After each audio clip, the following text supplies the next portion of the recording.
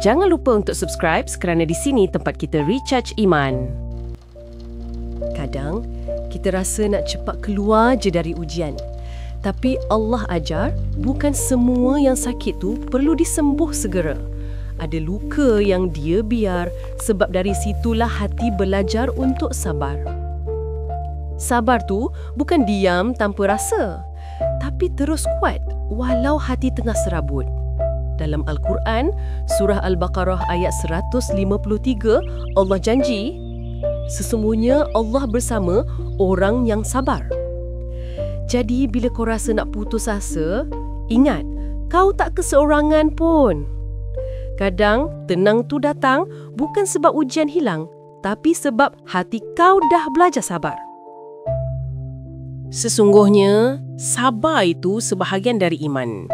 Sebab sabar tu bukan sekadar tahan, tapi percaya yang setiap ujian ada makna yang Allah tengah siapkan untuk engkau.